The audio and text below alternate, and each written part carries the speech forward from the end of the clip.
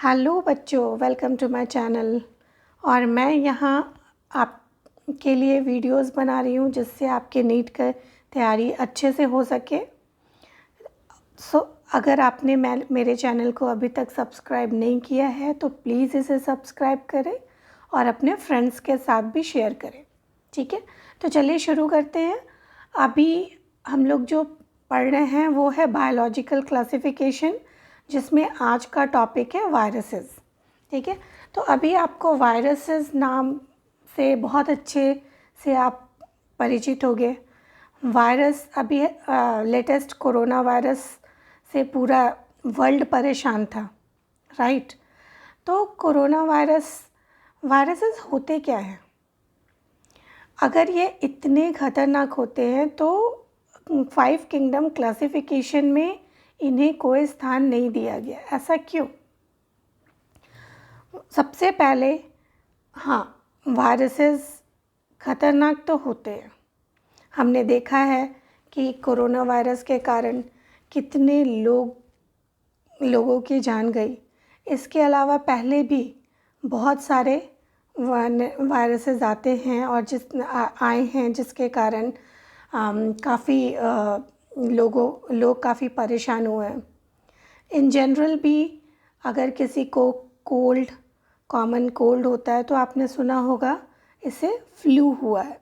ठीक है, ये फ्लू क्या है? ये वायरस के कारण ही होता है। ठीक है, तो वायरस अगर इस तरह के होते हैं तो इन्हें क्लासिफिकेशन में 5 किंगडम क्लासिफिकेशन में कोई जगह क्यों नहीं दिया गया? वो इसलिए क्योंकि ये नॉन सेलुलर होते हैं, इनके पास सेल ही नहीं होता। तो जब ये नॉन सेलुलर होते हैं, इनके पास सेल ही नहीं होता, तो ये इनमें होता क्या है? इनमें दो चीज़ें होती हैं। एक, इस तरीके से प्रोटीन की कवर होती है। ठीक है, आउटर में प्रोटीन की कवर होती है जिसे हम कैप्सोमियर बोलते हैं। ठीक है, इसे क्या बोलते हैं? कैप्सोमियर। और ग्रुप ऑफ कैप्सोमियर, ये देख रहे होंगे कि इसमें बहुत सारे ग्रुप हैं, कैप्सोमियर बहुत सारे हैं। तो ग्रुप ऑफ कैप्सोमियर को क्या बोलते हैं? कैप्सिड। ठीक है, group of capsomere is capsid. ठीक है, और अंदर में इसके जेनेटिक मटेरियल होता है। ये जेनेटिक मटेरियल क्या हो सकता है? ये या तो डीएनए होगा या फिर आरएनए। ये डीएनए और आरएनए दोनों में से कुछ भी हो सकता है, मगर डीएनए एंड आरएनए नहीं होगा, यानी कि दोनों नहीं होंगे, या तो डीएनए होगा या आरएनए होगा। ठीक है, तो अभी एक चीज़ और आप जान लो कि वायरसेस में सिर्फ, जैसा कि मैंने बताया, बाहर में एक प्रोटीन की कवर होती है और अंदर में इनका जेनेटिक मटेरियल होता है। ठीक है, और जब ये बाहर रहते हैं ऐसे, तो बिल्कुल नॉन लिविंग की तरह रहते हैं। क्यों? क्योंकि इनमें कोई मेटाबॉलिक एक्टिविटी नहीं होती, ये रिप्रोड्यूस नहीं कर सकते। लेकिन जब ये किसी लिविंग होस्ट के अंदर जाते हैं तो उसके पूरे सिस्टम को वो यूज़ करते हैं और उसके सिस्टम को यूज़ करके अपनी एक्टिविटीज़ करते हैं, रिप्रोड्यूस करते हैं। तो ये इन्हें ना तो लिविंग थिंग की कैटेगरी में रख सकते हैं, ना नॉन लिविंग थिंग की कैटेगरी में। क्यों? क्योंकि जब तक ये बाहर रहते हैं, ठीक है, जब तक ये बाहर रहते हैं तब तक तो इनमें कोई भी एक्टिविटी नहीं होती। ये ना तो रिप्रोडक्शन करते हैं। ठीक है, ये इनर्ट क्रिस्टलाइन स्ट्रक्चर होते हैं, एक तरीके से क्रिस्टलाइन स्ट्रक्चर होते हैं बाहर। लेकिन जब सेल के अंदर जाते हैं तो वो लिविंग थिंग की तरह बिहेव करते हैं। इसलिए हम इन्हें ना तो लिविंग थिंग बोल सकते हैं और ना नॉन लिविंग थिंग। होप आपको इतना क्लियर है, ठीक है। ये वायरसेस के शेप्स हैं। ये पहला आप देख रहे होगे, इसका शेप है पॉलीहेड्रल, ठीक है। ये एडिनो वायरस है। एडिनो वायरसेस क्या होते हैं? ये ग्रुप ऑफ वायरस होते हैं जिससे माइल्ड टू सीवियर इन्फेक्शन होता है। इसमें ये मोस्टली जो है वो रेस्पिरेटरी सिस्टम को अफेक्ट करते हैं, ठीक है। ये सेकंड आप शेप देख रहे होगे, स्फेरिकल है, इन्फ्लुएंजा वायरस। ये भी आपके लंग, थ्रोट, ये सारी चीज़ों को इन्फेक्ट करता है। ये आप शेप देख रहे होगे थर्ड, ये हेलिकल शेप है। हेलिकल शेप ये इस तरह का लंबा रॉड जैसा है और यहाँ पे ये आरएनए है, बीच में इसका आरएनए। ये टोबैको मोज़ेक वायरस है, टोबैको प्लांट को अफेक्ट करता है। और ये जो आप शेप देख रहे हो, ये कॉम्प्लेक्स स्ट्रक्चर है, ये बैक्टीरियोफाज है। बैक्टीरियोफाज क्या करता है? ये ऐसा वायरस है जो बैक्टीरिया को अफेक्ट करता है, ठीक है। तो इसमें ये जो ऊपर का इसका पार्ट है, ये कैप्सिड है, इसे हेड बोलेंगे, ठीक है। जैसे एक ह्यूमन का हेड होता है, उसके बाद ये कॉलर है। जैसे अगर कोई ह्यूमन है, उसका हेड एंड देन ये पार्ट कॉलर, राइट। तो उसी तरीके से इसका भी नाम दिया गया है, इसे कॉलर बोलते हैं। ये रेस कर दूँ मैं। उसके बाद ये जो बीच का पार्ट आपको दिख रहा है इस तरीके से, इसे शीट बोलते हैं,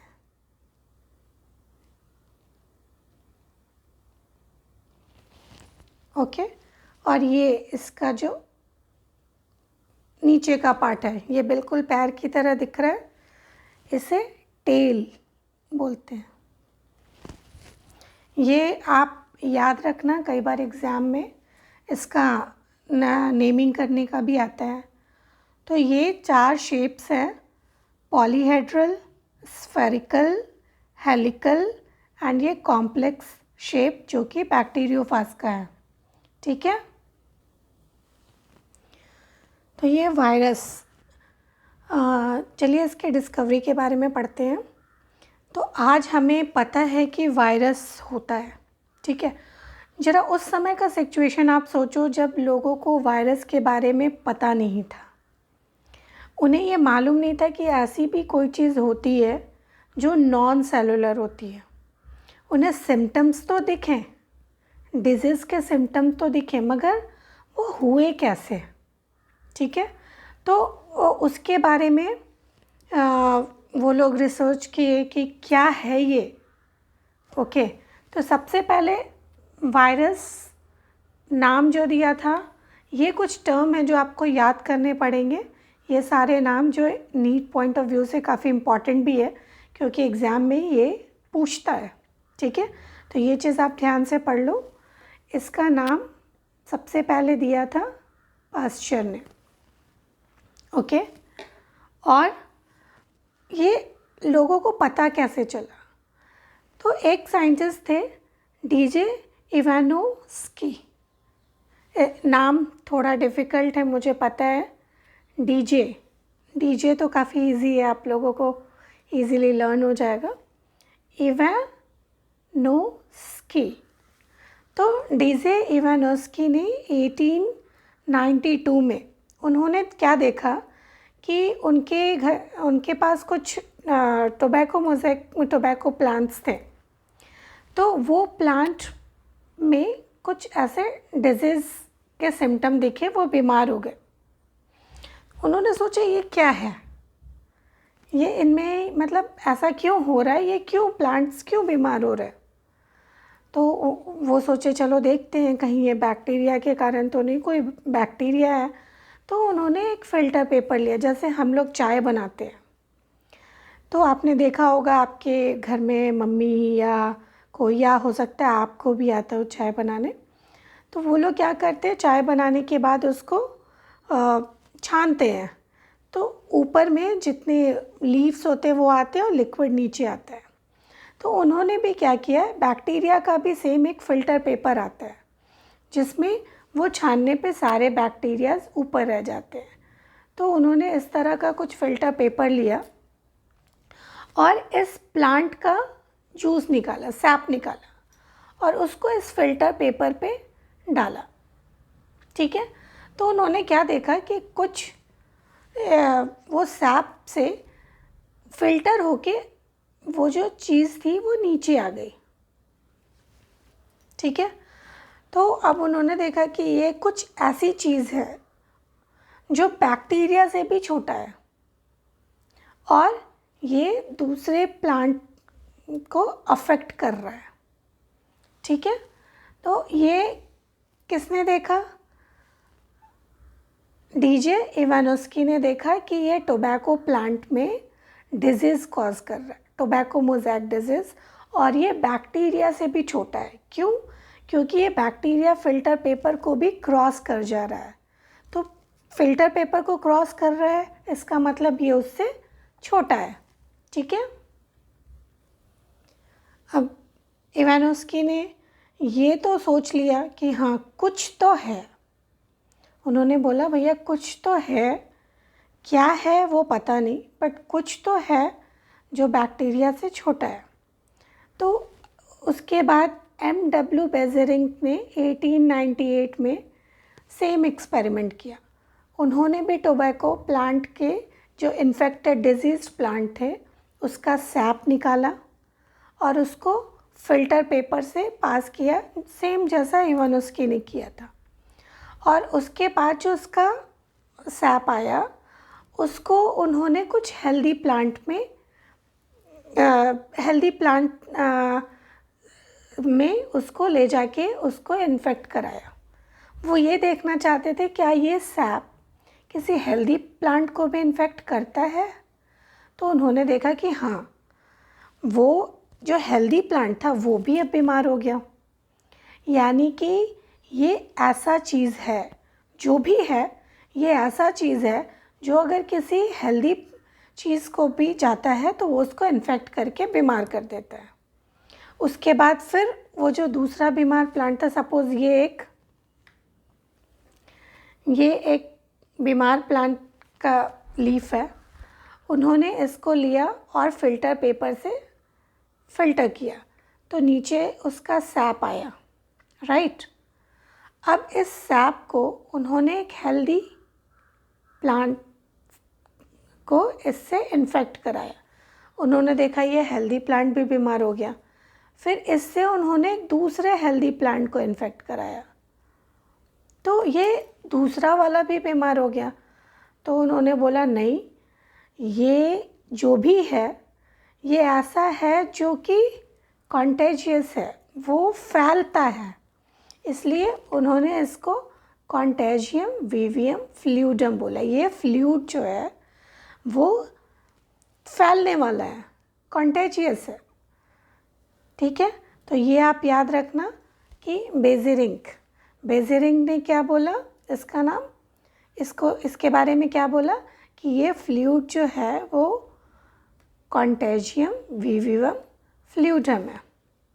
ठीक है, उसके बाद W.M. स्टैनली, इन्होंने 1935 में कुछ एक्सपेरिमेंट किया और उन्होंने बोला कि वायरसेस को क्रिस्टलाइज किया जा सकता है।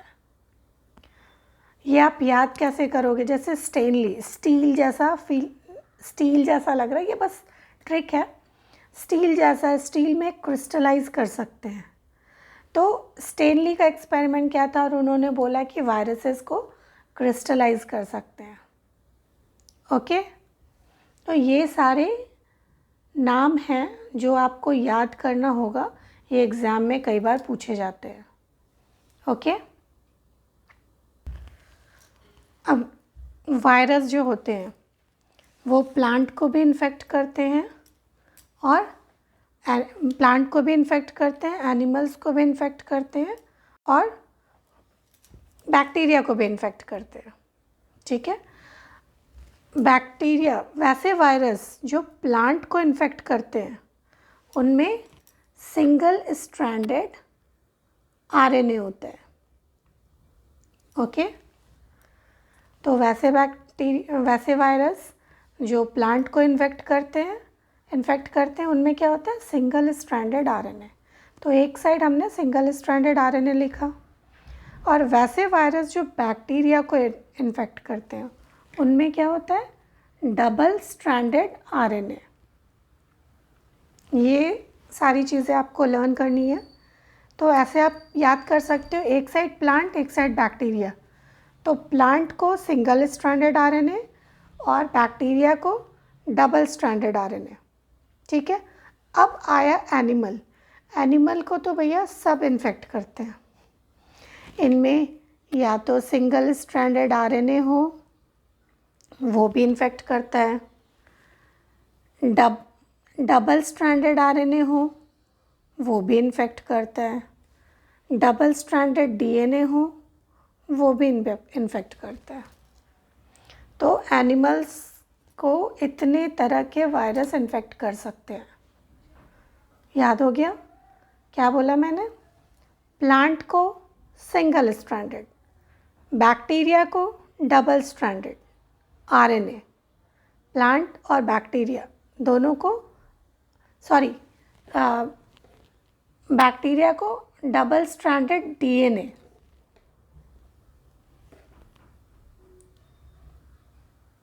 ठीक है। तो प्लांट को सिंगल स्ट्रैंडेड आरएनए, बैक्टीरिया को डबल स्ट्रैंडेड डीएनए, ओके। लेकिन एनिमल्स को single stranded RNA, double stranded RNA और डबल स्ट्रैंडेड डीएनए तीनों इन्फेक्ट करते हैं। याद हो गया? अभी हम लोग कुछ वायरल डिजीज़ का देखते हैं कि किस में, प्लांट्स में, एनिमल्स में, ये किस जो डिजीज़ होते हैं उनका नाम क्या है, ये मैं आपको एक टेबल से बताती हूँ। तो वायरस, जैसा कि आप पढ़ चुके हो कि वायरस के कारण बहुत सारे डिजीज़ होते हैं, प्लांट्स में भी होते हैं, एनिमल्स में भी, ह्यूमंस में भी। तो ये कुछ वायरल डिजीज़ है जिनके नाम आपको देखने हैं और याद रखने हैं। जैसे ये प्लांट डिजीज़ है। तो जैसे आप ये देख सकते हो यहाँ पे, ये कुछ प्लांट डिजीज़ के नेम है। जहाँ पे भी आप मोज़ेक देखो, ये इधर भी है, ये समझ लो ये वायरल डिजीज़ है प्लांट्स के लिए, ठीक है। फिर tobacco mosaic, cauliflower mosaic, sugar cane mosaic, ठीक है, कुकुम्बर, टोमेटो मोज़ेक डिजीज़, ये सारे वायरल डिजीज़ हैं जो प्लांट्स में होते हैं। इसके साथ पोटैटो लीफ रोल आ गया, लीफ कर्ल, वेन क्लियरिंग, ये सारे क्या हैं, प्लांट के डिजीज़ हैं जो वायरस के कारण होते हैं। कुछ एनिमल्स डिजीज़ भी होते हैं, जैसे foot and mouth disease of cattle. Dogs में रेबीज़ हो जाते हैं, वो आपने सुना होगा। और वैसे डॉग अगर किसी ह्यूमन को काटते हैं तो उनमें भी हो जाता है, ठीक है। फिर इंसेफेलोमाइलिटिस ऑफ हॉर्स, ये भी काफ़ी हॉर्स के लिए वैसा डिजीज़ है जिसमें हॉर्स बिल्कुल खड़ा नहीं हो पाता है, उसका एपेटाइट लॉस हो जाता है, ब्लाइंडनेस भी आ जाती है, और कई केसेस में 90% केसेस में ये हॉर्स की डेथ भी हो जाती है, ठीक है। तो ये सारे डिजीज़ हैं जो हॉर्स में होते हैं। उसके बाद बहुत सारे डिजीज़ ह्यूमन में होते हैं, जैसे ये common cold, hepatitis B, cancer, SARS. Cancer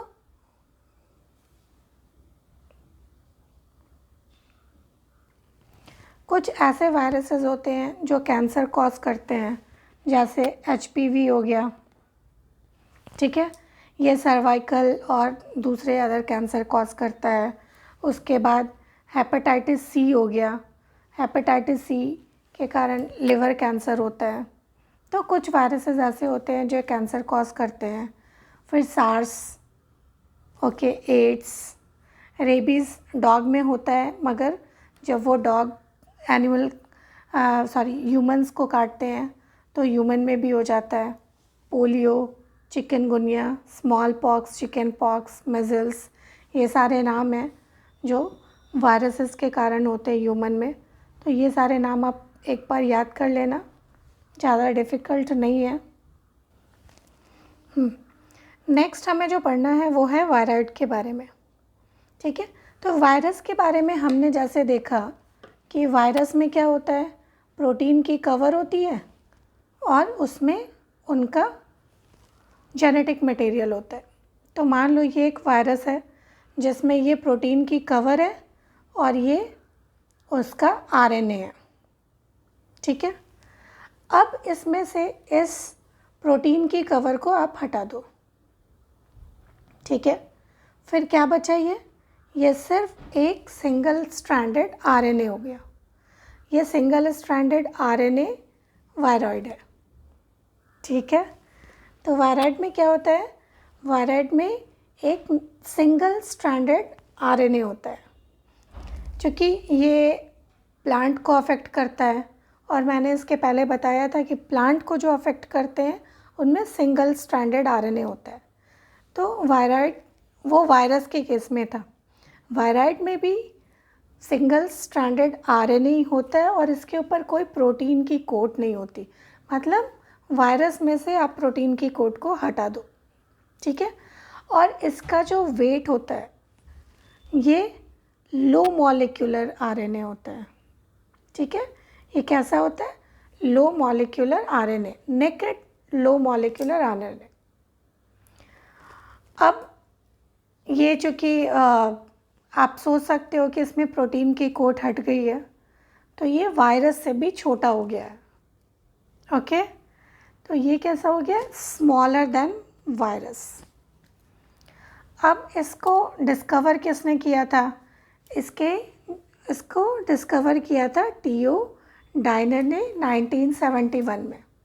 अब ये नाम आपको कैसे याद होगा और उसने क्या डिस्कवर किया था कि एक कुछ है जिसके कारण एक डिजीज़ कॉज हो रहा है जो पोटैटो स्पिंडल ट्यूबर डिजीज़ है। मतलब पोटैटो में एक डिजीज़ कॉज हो रहा है।